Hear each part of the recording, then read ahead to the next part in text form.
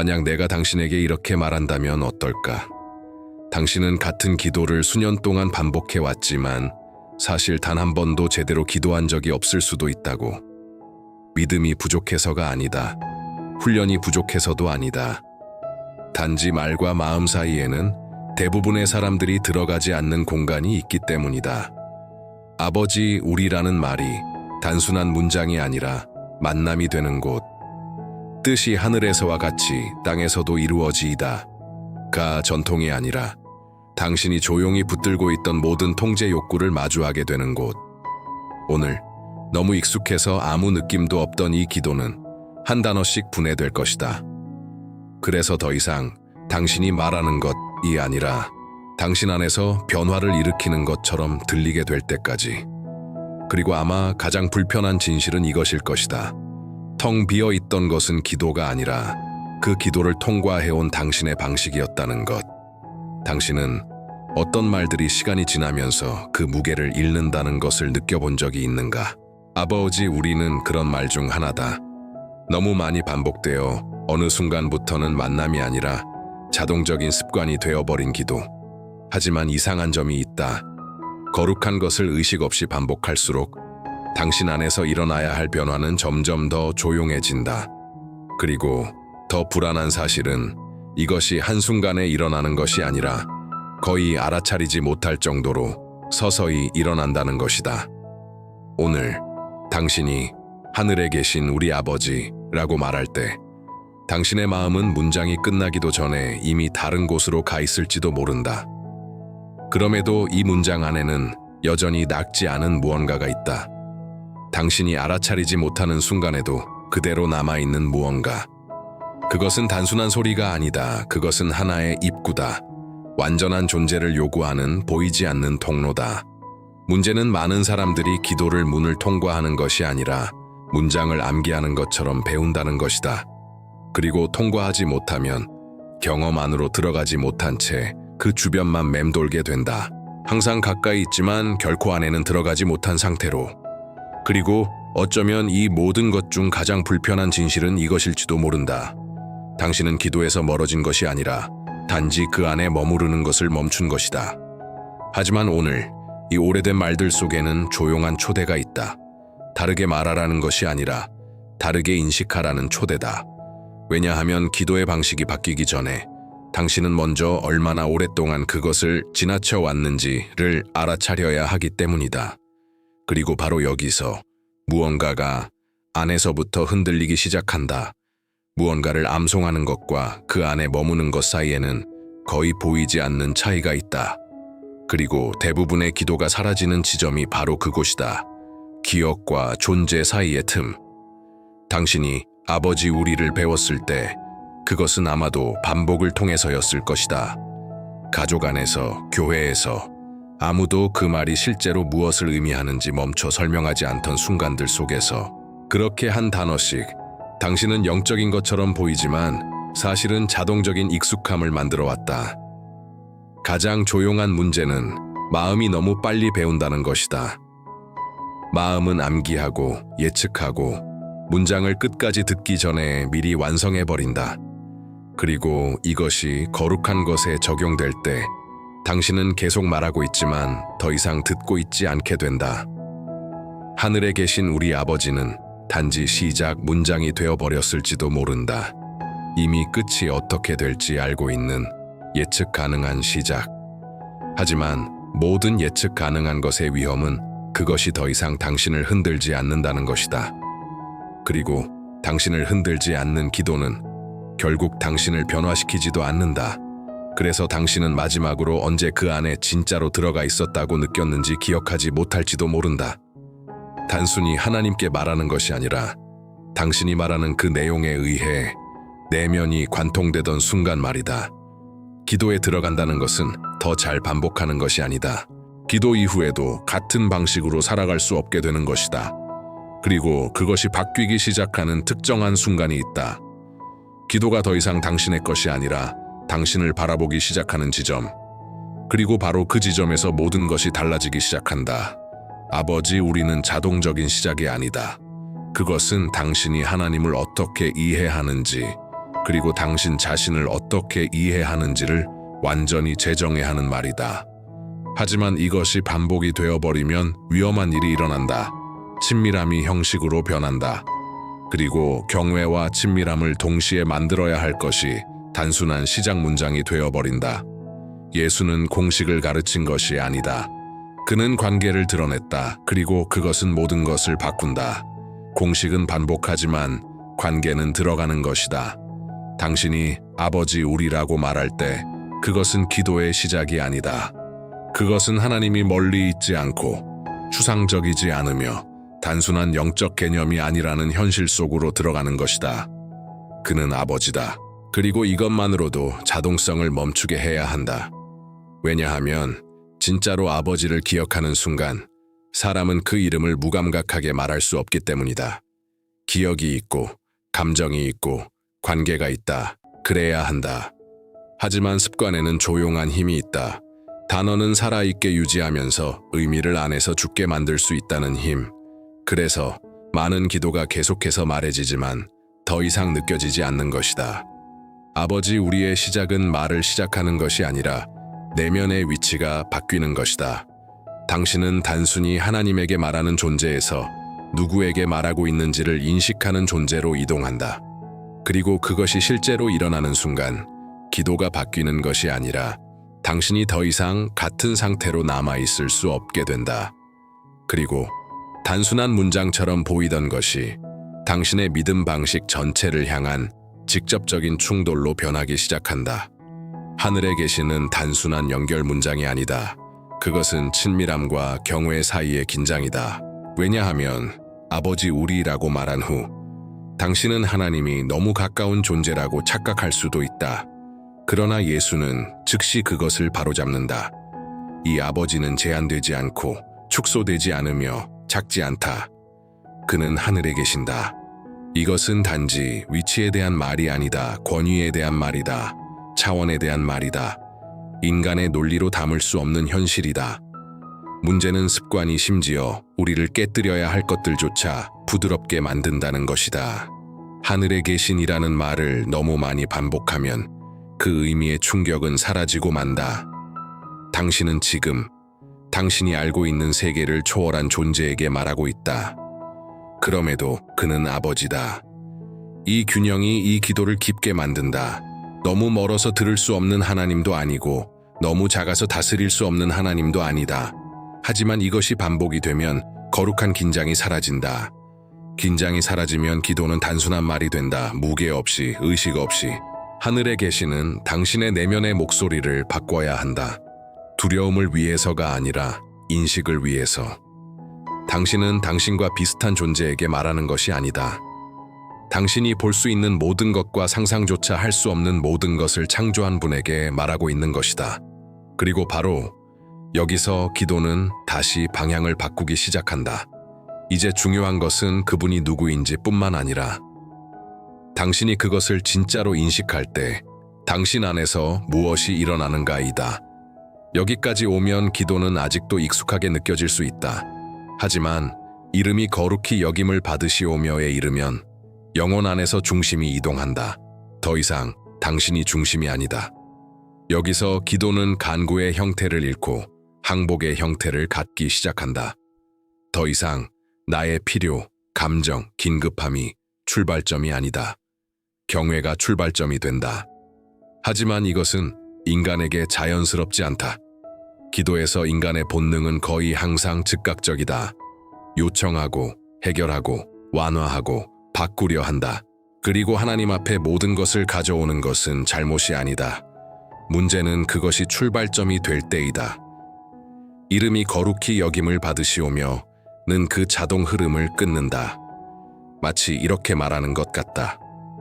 무엇보다 먼저, 당신에 대한 것보다 그분에 대한 것이 먼저 인식되어야 한다. 거룩하게 한다는 것은 하나님을 더 거룩하게 만드는 것이 아니다.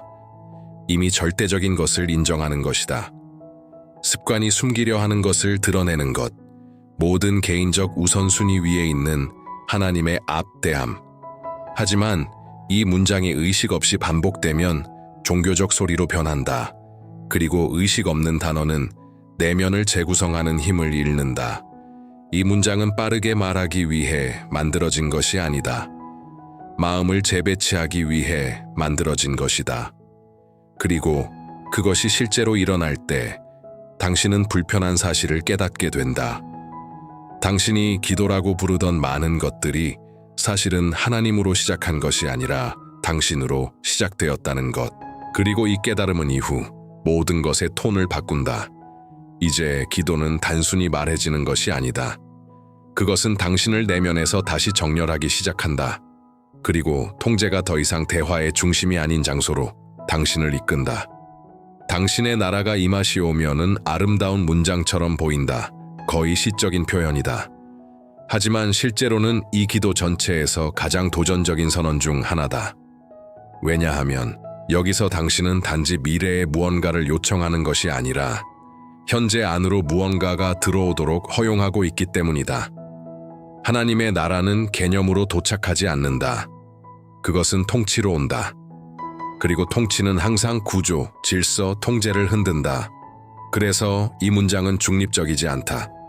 그것은 당신 안에 조용한 충돌을 만든다. 오늘 내 삶을 실제로 다스리는 것은 누구인가? 당신의 나라가 임하시오며 라고 말할 때 당신은 의식하지 못한 채 자신의 자리를 다른 뜻이 차지하도록 여는 것이다. 그리고 이것은 결코 편안한 일이 아니다. 왜냐하면 우리 안에는 이미 스스로 세워놓은 내면의 왕국들이 존재하기 때문이다. 우리가 통제하고 싶은 결정들, 닫아두고 싶은 길들, 내려놓고 싶지 않은 감정들. 하지만 이 기도는 그것들을 모두 중단시킨다. 단순한 방문을 요청하는 것이 아니라 점유를 요청한다. 그래서 이 문장은 의식 없이 반복될 때 그 힘을 잃는다. 단지 순서의 일부가 되어버린다. 그러나 진정으로 이해될 때 그것은 우선순위를 재정렬하기 시작한다. 하나님의 나라는 멀리 있지 않다. 그것은 가장 거룩한 의미에서 침투적이다. 이전까지 완전한 자율이 있던 곳으로 들어온다. 아마도 그래서 이 기도의 부분은 인간의 마음에 의해 조용히 회피되는지도 모른다. 여기에는 단순한 헌신만이 있는 것이 아니라 영토의 양도가 있기 때문이다. 그리고 이것이 진정으로 이해되기 시작할 때 당신 안의 무언가는 더 이상 단순히 세상에 대해 하나님과 이야기하고 있는 것이 아님을 깨닫는다. 당신은 하나님이 당신의 세계를 다스리기 시작하도록 허용하고 있는 것이다. 당신의 뜻이 이루어지이다는 단순한 기도의 이어짐이 아니다. 그것은 내면의 전환점이다. 여기서 믿음은 단순한 선언을 넘어 실제적인 방향의 양도가 된다. 왜냐하면 이전까지는 공존의 여지가 있었기 때문이다. 당신의 뜻과 하나님의 뜻이 같은 기도 안에 함께 언급되는 상태. 하지만 이제 그 공간은 점점 사라지기 시작한다. 그리고 이것은 이론적으로 일어나는 것이 아니다. 당신이 아직 해결하지 못한 결정들 속에서, 여전히 통제하려는 길들 속에서, 억지로 끌어내고 싶은 답들 속에서 실제로 일어난다. 당신의 뜻이 이루어지이다 라고 말하는 것은 그것이 당신의 계획을 위협하지 않을 때는 쉽다. 그러나 이 문장이 당신이 잃고 싶지 않은 것에 직접 닿는 순간 진짜 어려움이 시작된다. 그래서 이 기도 부분은 매우 깊다. 그것은 당신의 말하는 능력을 시험하는 것이 아니라 당신의 신뢰 능력을 드러낸다. 그리고 신뢰는 말로 증명되지 않는다. 조용한 내려놓음으로 증명된다. 하지만 습관은 이것조차도 비워버릴 수 있다. 이 문장을 너무 많이 반복하면 내면의 충돌이 사라져버린다. 그리고 그렇게 될 때 본질적인 것이 사라진다. 통제와 항복 사이의 긴장이 사라지는 것이다. 예수는 이것을 편안한 문장으로 가르친 것이 아니다. 그는 삶 전체의 정렬로 가르쳤다. 완전히 이해하지 못하더라도 보이지 않는 더 큰 지혜가 이끌고 있다는 것을 말하는 태도다. 그리고 이것이 의식적으로 말해질 때 그것은 단순한 기도가 아니다. 능동적인 항복이다. 여기서 중요한 변화가 일어난다. 당신은 기도가 단순히 하나님이 당신의 계획 안으로 들어오게 하는 것이 아니라 이미 처음부터 계획 자체가 다시 정의되고 있었을지도 모른다는 것을 받아들이는 것임을 깨닫기 시작한다. 하나님의 나라와 뜻이라는 높은 주제를 지나 기도는 갑자기 매우 단순한 것으로 내려온다. 오늘 우리에게 일용할 양식을 주시고, 그리고 이 변화는 우연이 아니다. 의도된 것이다. 왜냐하면 현실과 분리된 영성은 도피가 되기 때문이다. 그리고 예수는 삶으로부터 분리되는 기도가 아니라 의존 속에서 삶과 다시 연결되는 기도를 가르친다. 일용할 양식은 이토록 깊은 기도 안에서 너무 작아 보일 수 있다. 하지만 바로 여기에 이 문장의 힘이 있다. 당신이 기본적인 것조차 통제하지 못한다는 사실을 기억하게 한다. 이것은 우리 안에 조용한 착각을 흔든다. 자율성에 대한 환상, 노력과 전략만으로 삶을 유지할 수 있다는 감각. 하지만 이 기도의 부분은 그것을 단순하게 깨뜨린다. 과도함을 요구하지 않는다. 축적을 요구하지 않는다. 오늘 필요한 만큼만을 구하게 한다. 그리고 이것이 의식 없이 반복되면 전통이 된다. 그러나 이해될 때 실제 의존이 된다. 왜냐하면 매일의 양식을 구한다는 것은 에고가 받아들이기 싫어하는 사실을 인정하는 것이기 때문이다. 당신은 스스로의 공급원이 아니다. 이것은 단순한 나약함의 메시지가 아니다. 안전에 대한 재정이다. 하나님은 하늘에만 계신 분이 아니다. 일상 속에도 계신다. 음식 속에, 루틴 속에, 당신이 더 큰 계획을 세우는 동안 삶을 지탱하는 기본 속에. 여기서 기도는 다시 톤을 바꾼다. 더 이상 큰 영적 결정만이 아니다. 매일의 생존에 대한 의식적인 연결이다. 그리고 아마도 바로 이 단순한 지점에서 기도는 그 어느 때보다 현실적으로 변하기 시작한다. 왜냐하면 이제 인간의 통제가 가장 강하게 자리 잡으려 하는 영역으로 들어가기 때문이다. 우리의 죄를 사하여 주시옵고는 기도 중에서도 가장 섬세한 부분 중 하나다. 왜냐하면 여기서 기도는 수직적인 관계를 넘어 당신이 수평적으로 짊어지고 있는 것들, 사람들, 기억, 상처를 건드리기 시작하기 때문이다. 여기까지는 감정적으로 어느 정도 거리를 유지할 수 있다. 하지만 기도가 용서로 들어가는 순간 그것은 당신을 다시 바라보기 시작한다. 왜냐하면 하나님께 용서를 구하는 것은 결코 단독으로 존재하지 않기 때문이다. 그것은 다른 사람과의 관계 속에서 풀어야 할 것들에 대한 자각을 함께 가져온다. 그리고 이것은 결코 편안하지 않다. 어떤 말들은 실제로 적용되기 전까지는 단순해 보인다. 그리고 용서가 바로 그런 단어다. 이론적으로는 영적이지만 실제로는 매우 인간적이고 고통스럽다. 이 부분의 기도가 의식 없이 반복되면 종교적 소리로만 남는다. 하지만 실제로 사라질 때 피할 수 없는 사실이 드러난다. 용서에 대해 기도하는 사람은 누구나 누군가를 떠올리게 된다. 여기서 내부에 긴장이 생긴다. 용서는 자동으로 있는 것이 아니다. 일어난 일을 부정하는 것도 아니다. 당신이 아직 존재한다고 느끼는 감정적 부채에 대한 통제권을 내려놓는 것이다. 하지만 기도는 요청에서 멈추지 않는다. 두 방향을 동시에 연결한다. 당신이 받는 용서와 당신이 흘려보내야 하는 용서, 그리고 이것은 피할 수 없는 거울을 만든다. 당신은 자신이 실천하기를 거부하는 것을 하나님께 요구할 수 없다. 거래처럼이 아니라 결과로서이다. 아마도 그래서 이 부분의 기도는 무의식적으로 회피되는지도 모른다. 실제 사람들, 실제 상처, 실제 내적 결정들 앞에 당신을 세우기 때문이다. 그리고 이것이 일어날 때 기도는 더 이상 편안한 영성이 아니라 마음이 아직 해결되지 않은 것들을 어떻게 할 것인지 선택해야 하는 자리로 변한다.